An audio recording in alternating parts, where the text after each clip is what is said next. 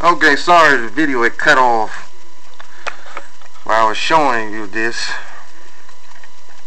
Now, like I said, I'm a student of history. And this is a picture of Dr. King. And it's got a quote: "We must learn to live together as brothers, or we will perish together as fools." See, all this is on the internet. Now, everyone take the cut out, the memes or whatever you want to call them, and run with them, which is nothing wrong with that. But get everything, get the whole context of the whole speech too, because everyone trying to make it seem like people is one-dimensional. Everyone's not one-dimensional. Malcolm X and Dr. King both evolved in their beliefs, and that's what made them dangerous, because they kept evolving. So that's why they were assassinated.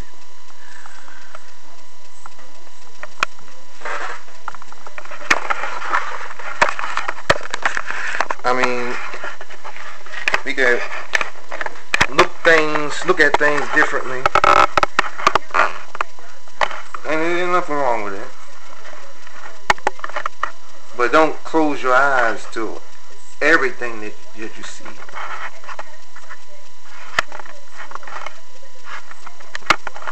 I try to keep it objective. I don't let my emotions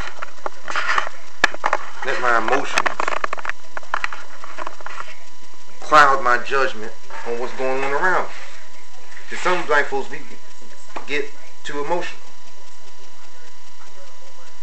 Dr. King controlled his emotions. Malcolm X learned to control his too, as the older he got. He realized he was wrong for not accepting help from white folks that want to be allies. He told Ozzie Davis that. They regretted turning that white girl away when she offered the help. And say, "What can I do?"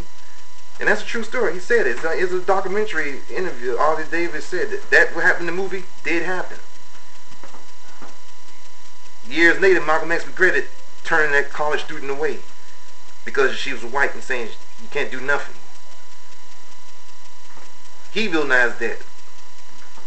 Dr. King realized you can't have civil rights without economic rights.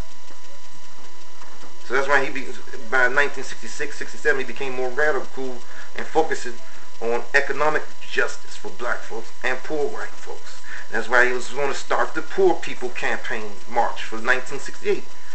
But he went to Memphis first to help out the sanitation workers, black sanitation workers there. That's all. He put everything in context. Malcolm X wasn't against the 1965 voting rights. He was killed before the voting rights was even passed. So he didn't know that things was going in direct. Johnson kept his word. Malcolm went to Selma. Malcolm X went to Selma while Dr. King was knocked up in jail on a bogus charge or whatever, to take some of the heat off Dr. King and say, "I'm going to put the spotlight on me." They showed that in the movie Selma. It happened.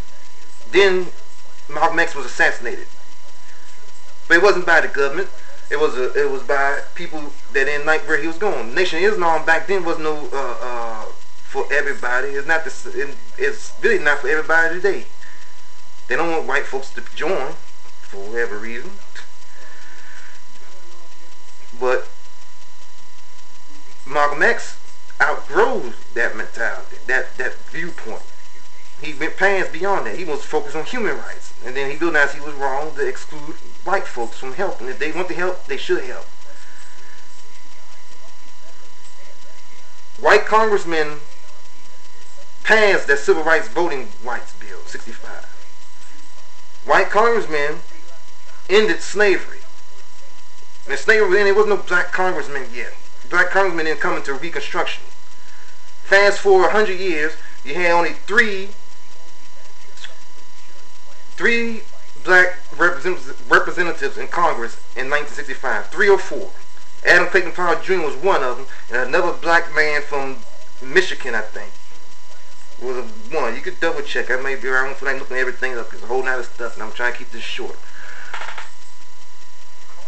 Because I already gave y'all, the first one was 10 minutes, so this to wrap that up, because the camera went off. I just been looking at things for the past couple years. I mean, shoot, 10 years I've been observing what's going on. Thanks to the internet, Facebook, for one, and other social media sites, you can find out all kind of stuff on here. What people think. I mean, I follow Reverend Al Sharpton on Facebook, Politic Nation. I don't know why people criticize him. He had not been caught or proven to do anything he didn't do anything corrupt. He didn't got caught with his hands in no cookie jar. So, but because he speak out, and also that he make more nonsense with white folks now. He got nonsense with white folks now more so than he did in the 1980s. So black folks kind of turn on him too now. Think he's a blah blah blah. I could go on and on about some stuff, but I'm gonna save it for another time. So in conclusion, I'm gonna wrap this up because it's gonna be total 15 minutes. This is just the second part, so it'll be put up. So just because I could go on and on. So you know me personally, you know I'm a talker. I just wanted to share my views on what's going on, and I'm not biased. I'm not put down. I'm glad some people stepping up, but you can't be saying things like, integration was terrible. Integration wasn't terrible. Integration was for 100 damn years. Right? We're gonna turn back 100 years of bloodshed over something. I'm not gonna name names, but it's not my place to name them. But that's small-minded thinking. You can't be small-minded in the 21st century. It's not 1985 or 95 or 75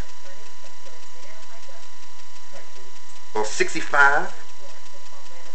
This is 2018. And if you need to have 21st century thought process, stop dragging on the 20th century like the racist dumbasses, white folks, not the smart white folks that have common sense and have good hearts. You got to make it clear. You can't be numping.